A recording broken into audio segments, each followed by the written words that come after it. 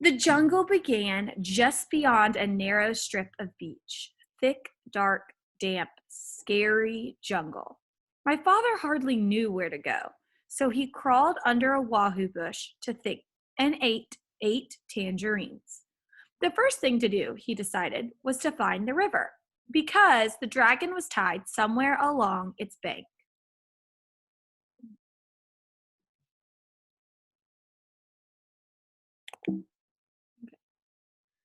Then he thought, if the river flows into the ocean, I ought to be able to find it quite easily if I just walk along the beach far enough.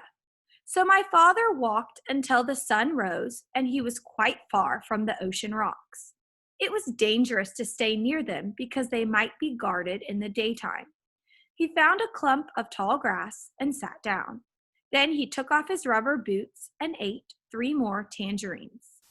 He could have eaten 12, but he hadn't seen any tangerines on this island, and he could not risk running out of something to eat. My father slept all that day and only woke up late in the afternoon when he heard a funny little voice saying, "Queer, queer, what a little dog. I mean, dear, dear, what a queer little rock." My father saw a tiny paw rubbing itself on his knapsack. He lay very still, and the mouse, for it was a mouse, hurried away, muttering to itself, "I must smell Tumduddy. I must tell somebody." My father waited a few minutes and then started down the beach because it was almost dark now and he was afraid the mouse really would tell somebody. He walked all night and 2 scary things happened. First, he just had to sneeze. So he did, and somebody close by said, "Is that you, Monkey?" My father said, "Yes." Then the voice said, "You must have something on your back, Monkey." And my father said, "Yes," because he did. He had his knapsack on his back. "What do you have on your back, Monkey?" asked the voice. My father didn't know what to say because what would a monkey have on its back? And how would it sound telling someone about it if you did have something?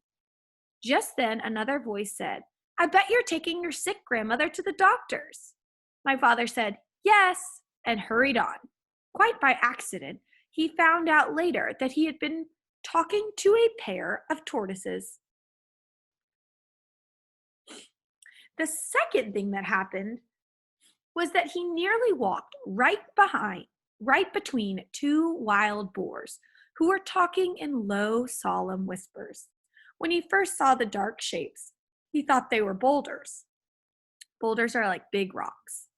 Just in time, he heard one of them say, "There are 3 signs of recent invasion. First, fresh tangerine peels were found under the wahoo bush near the ocean rocks. Second, a mouse reported an extraordinary rock some distance from the ocean rocks, which upon further investigation simply wasn't there. However, more fresh tangerine peels were found in the same spot, which is the third sign of invasion, since tangerines do not grow on our island. Somebody must have brought them across the ocean rocks from the other island, which may or may not have something to do with the appearance and or disappearance of the extraordinary rock reported by the mouse." After a long silence, the other boar said, "You know, I think we're taking all this too seriously. Those peels probably floated over here all by themselves, and you know how unreliable mice are. Besides, if there had been an invasion, I would have seen it." "Perhaps you're right," said the first boar. "Shall we retire?" Whereupon they both trundled back into the jungle. Well, that taught my father a lesson, and after that he saved all his tangerine peels. He walked all night and toward morning came to the river. Then his troubles really began. We see the tortoises talking and Elmer walking through the jungle. And we're going to stop right there.